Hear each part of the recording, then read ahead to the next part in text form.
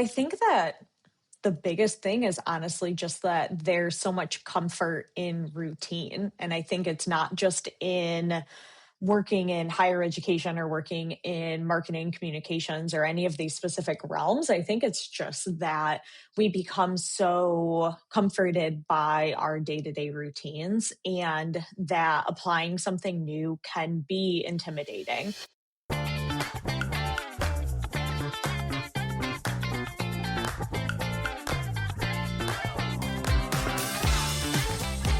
Welcome to Mission of Missions. I'm your host, Jeremy Tiers. This is the show designed to help you grow, both professionally and personally, in the fast-paced world of higher education. Every other Tuesday, I sit down with senior leaders, new professionals, and difference makers from across higher ed and beyond, where we'll share tips and strategies related to challenging topics like student recruitment, leadership, customer service, enrollment marketing, and time management. So if you're looking for practical advice and conversations that actually move the needle, this show's for you. Grab your notepad or fire up your notes app, and let's get into it.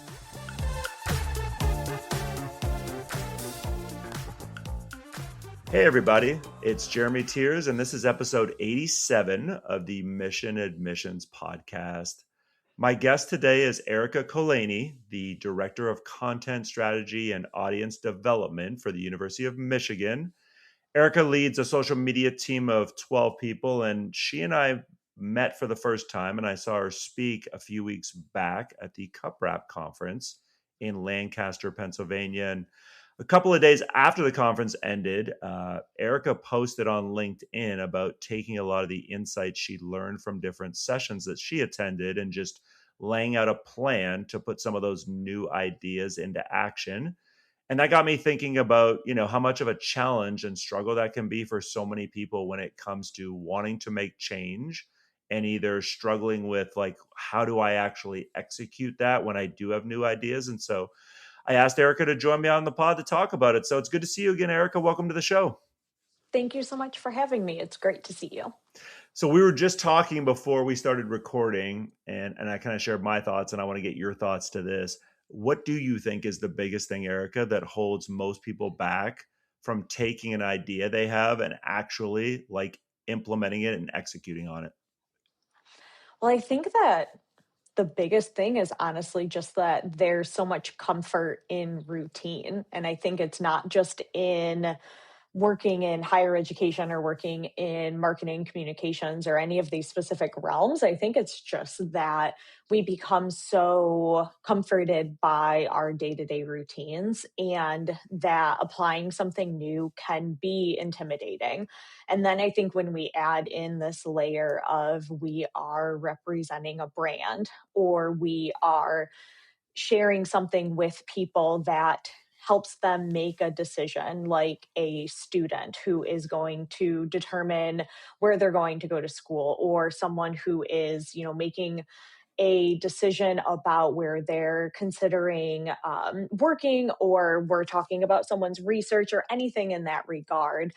We are representing something, and that has a lot more meaning to it. And so I think that just adds this other layer of responsibility. So then if you think back on your, professional career and even just your personal life in general, being able to adapt, obviously, I think is a very important skill for all of us. Has that always been, I'll say, a strong suit of yours, or is it something, hey, Jeremy, this happened to me and this finally got me past the hump? I honestly think just the time that I grew up has made this something really natural. I am like a true millennial. So I grew up with, no no computer, no phone, just the landline. But when I entered into middle school, that was when computers kind of started being a thing a little bit. Like the school got a computer. And so then by the time I was entering high school, there were computer labs. And then by the time I was graduating high school, computers were becoming a thing and everyone had MySpace. And then Facebook was becoming a thing. And then Twitter was a thing. And then the digital age was everything. And So like getting into college and entering the workforce and everything in 2008, like I went into print journalism. Like that was what I wanted to do at a time when the digital age was booming. And so I had to quickly shift and adapt my whole career mindset into digital journalism instead of print journalism. And so I think that all of that was just a natural progression to where I ended up working in a field that changes every single day. We don't know each day exactly what we're going to share with our University of Michigan communities. We certainly have an idea of what we're going to share. We have content that we plan out. We have content that we plan out a month ahead of time, but we don't know exactly what we're going to post each day because we need to check in with our communities. And so I think that adaptability really has been natural for me. It's just like you don't ever know if something you do works, right? I truly believe I don't think we're ever going to get to a point in society, and I could be wrong with this, where like, oh, I know before I implement a new idea whether it's going to work or not. No, like you don't know, because guess what? We also work in an industry where our audience determines what works, right? And so our audience is constantly changing in their viewpoints and their preferences, right? So you have to test. And so I guess I wonder then, Erica, you're in a position of leadership, and I look and I go, all right, I think it starts with leadership, or I think a big chunk of this is, right, in terms of like who and how does it start? Leadership, number one, having the mindset to be open to change. And then number two, reinforcing to their team, hey, I want you to think the same way. I want you to tell me if you don't agree with an idea. I want you to bring other ideas to the table and be able to explain why you think they're better. So, like, I guess I'll ask you, how, as a leader, do you train or help someone to have that mindset and be willing to constantly be able to adapt and looking for ways to adapt and change as like the audience preference changes?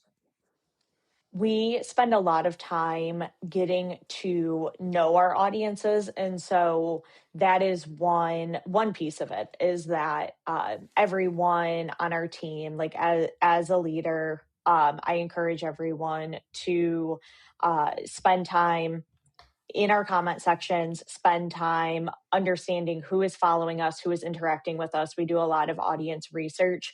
We divvy up our different platforms and we break up into different groups. I'm very lucky that I have a team so that I can do this. And so we get to know our different audiences. We see when we have shifts in our audiences. And so we know right now that we are seeing more parents and more alumni start to interact with us on Instagram. That is a shift. We haven't seen that before. We're starting to see that happen a little bit more often right now. And so that's something that we'll consider in our content strategy. That is starting to help train us to be open to new concepts for Instagram, because traditionally we're considering just student focused content, perspective and current. But we also are always looking at new ideas. Earlier this calendar year, I started a new brainstorming session called the Idea Exchange. That's just what we call it in our office. And it's every other week. It's like scheduled brainstorming time, which I know sounds terrible, but it's not. We have a very like open, fluid team. We're very rambunctious. It's very like we all talk and share ideas whenever we can. But what we noticed was that we were all just sharing things whenever we thought of them. And then we were kind of losing ideas. And so we wanted a way to keep track of those ideas. And so every other week for 1 hour, sometimes it goes on a little bit longer, we get together. And at the idea exchange, everyone brings ideas that they have come up with or content that they have seen recently that stopped their scroll, things that they really liked that they thought we could apply, or just something they thought was really cool. Does not have to be in higher education. It can be a video, a photo, anything. And that has been a way for us to then keep track of all of that content. And we have started to find ways to use that as fuel for new ideas for us. And that has been we've been able to use that as inspo for a few different new ideas, that some of them we're using right now, some we've already used, some we're using for welcome in fall 2026. So we know that we have this like tracking document though for those ideas so that we can keep track of those. And so, but that is helping us be open to trying new things and encouraging everyone to look for things that are outside of our standard operation.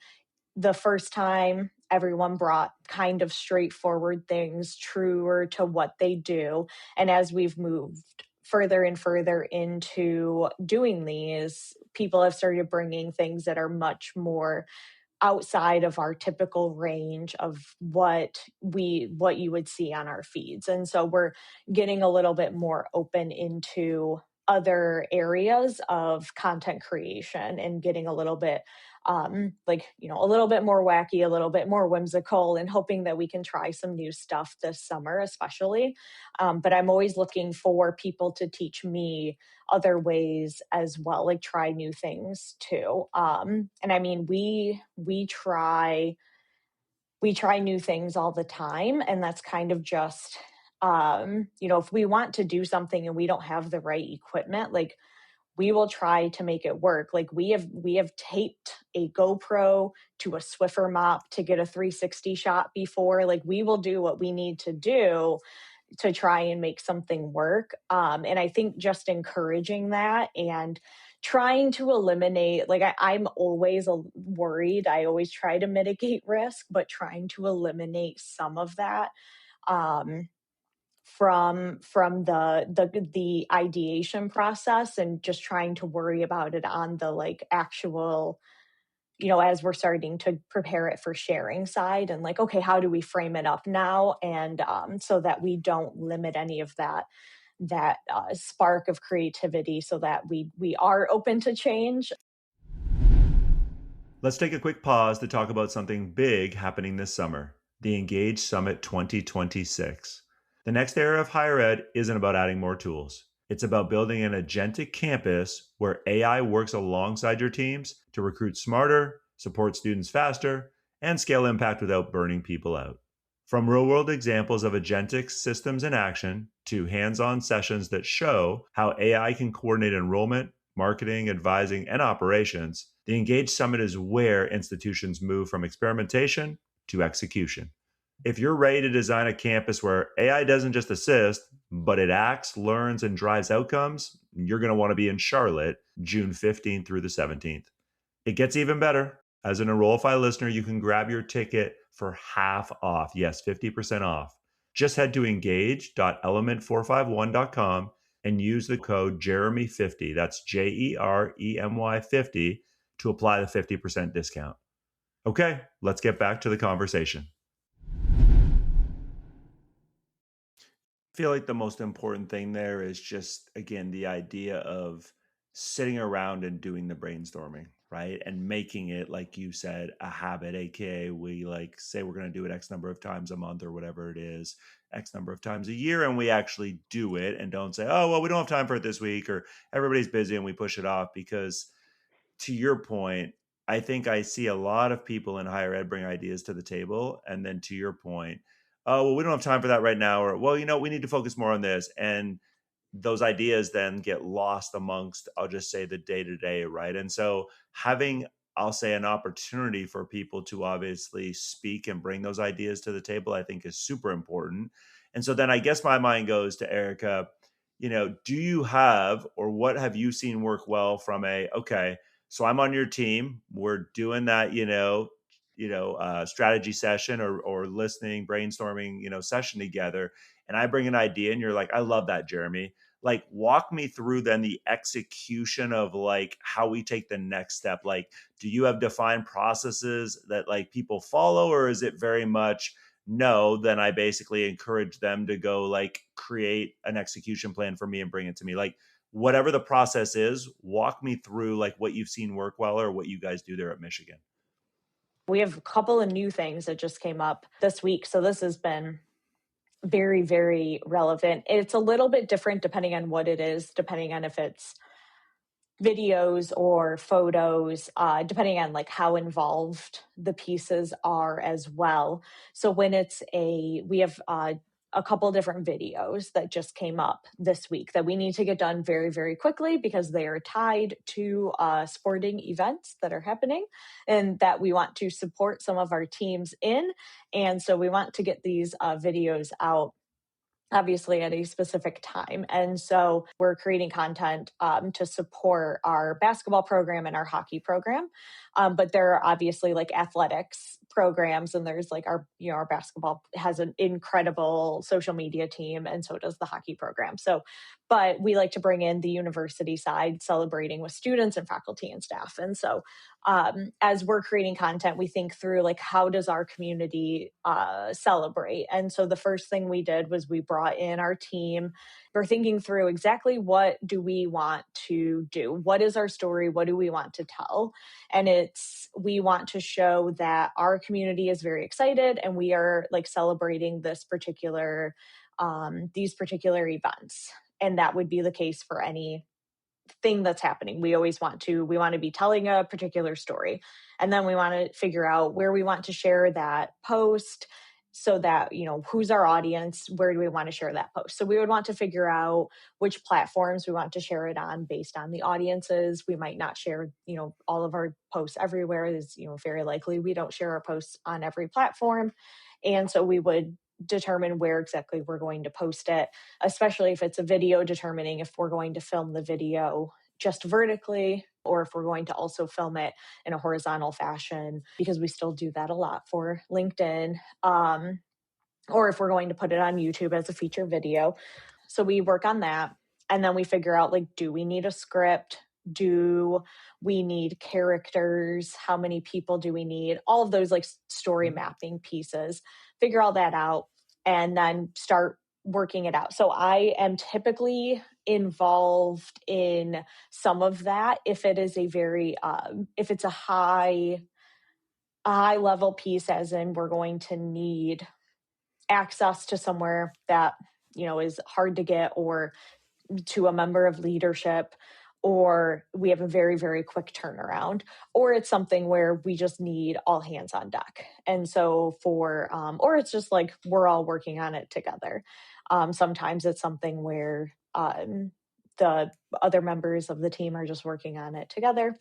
So it's kind of, split half and half on how many things are our full, 6-person full-time team, our intern team coming in, working with us on stuff, coming up with ideas. Like they're helping all the time with ideas. We're running things by them constantly. They're sharing trends and different ideas with us. So it's a very idea heavy group. And then we're picking, for the videos that we're working on today, we had 20 ideas that we picked 2 from. And it was kind of an evolution of, here were multiple different ideas that we combined, maybe 3 to get to the final product for one of the videos. And a lot of it was consideration for what could we do in 48 hours to put something together. And so to be clear, that process of taking those 20 ideas in that example and narrowing it down, and then, like you said, talking about things like the medium we're going to use and what do we need here, that's all being done as a group, not as one person goes off and does it, brings it back, and then, like, just to be clear, I'm hearing you say that, correct? Yes, correct. And I wonder, do so many people get stuck, Erica, because they're singularly attached to, like, or tasked to go figure something out, right? When their boss says, "Oh, that's a great idea, Jeremy." And then, like, crap, well, where do I start? And they don't really have, I'll say, a colleague or somebody else to bounce ideas off of, or to, like, I'll say, brainstorm with. And so, to your point, people start second guessing themselves, or they bring up things, "Oh, I don't know, maybe that sounds dumb." Like, I think it's just a very important reminder for anybody listening that, like, if you're not doing some of this, I'll say, um, idea generation and execution together as a collective group, I would encourage you to start doing it more as a collective group and see if that continues, I'll say, to spur on more ideas that ultimately make it across the finish line. Yes. Oh, I am incredibly lucky to have a team and also just like a group of colleagues around me to bounce ideas off of, a team to, come up with ideas so that we can build ideas. And I think one of the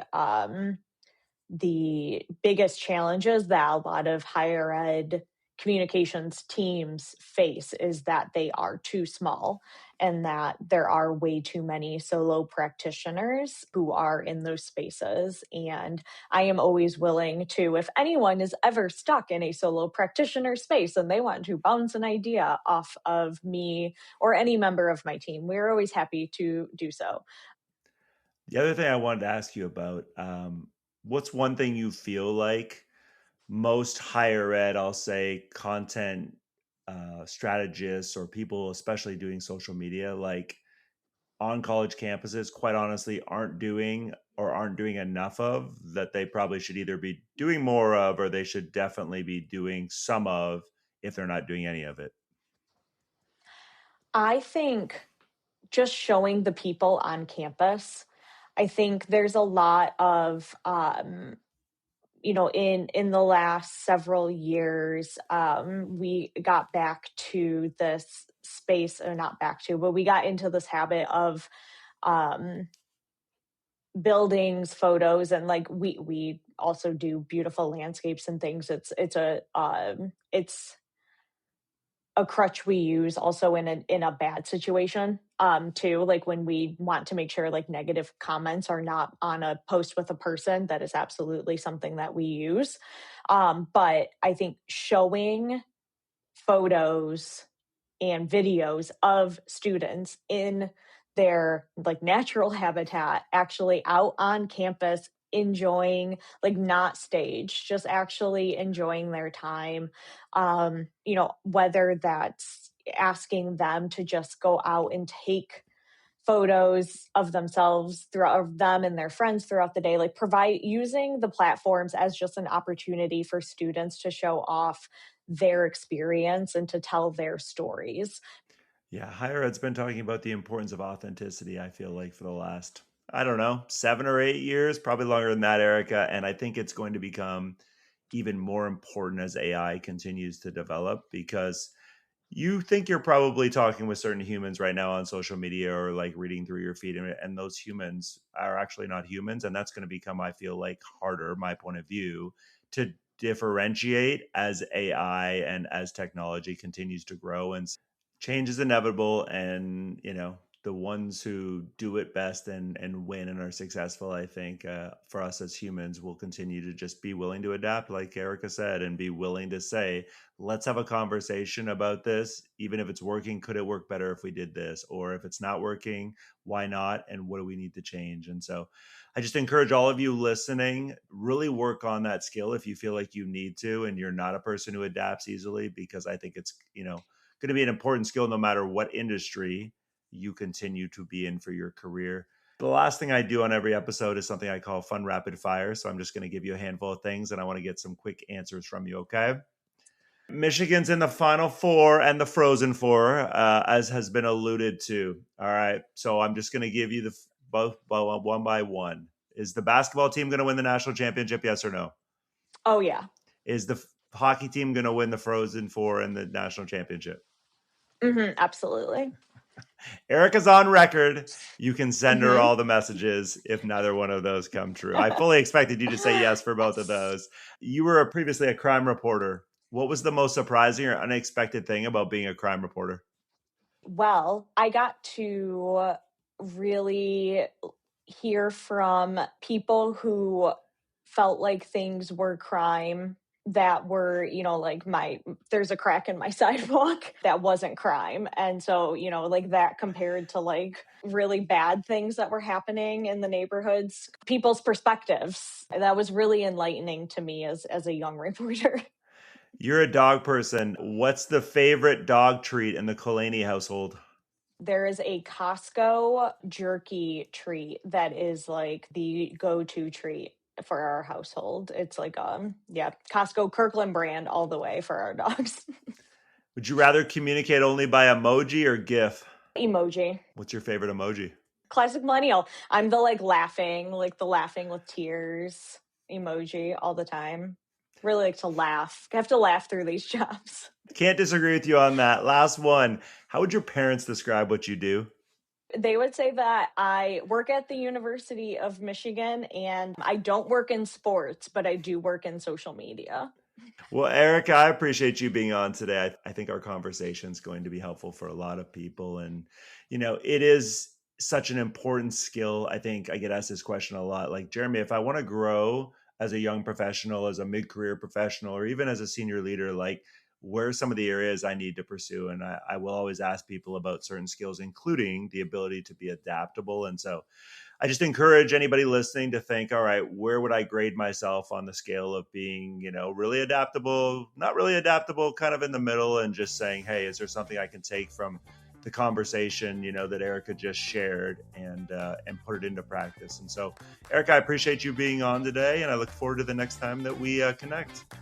Thank you so much for inviting me. This was a great chat.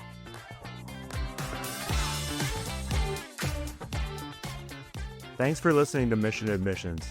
This show is a proud member of the Enrollify network, home to Higher Ed's the largest collection of podcasts. Enrollify is where higher ed goes to grow, so be sure to check out our other podcasts, webinars, video clips, blogs, and more. Visit enrollify.org and subscribe for all the latest details and content drops directly to your inbox. Enrollify is brought to you by Element 451, the digital workforce platform for higher ed. Learn more at element451.com.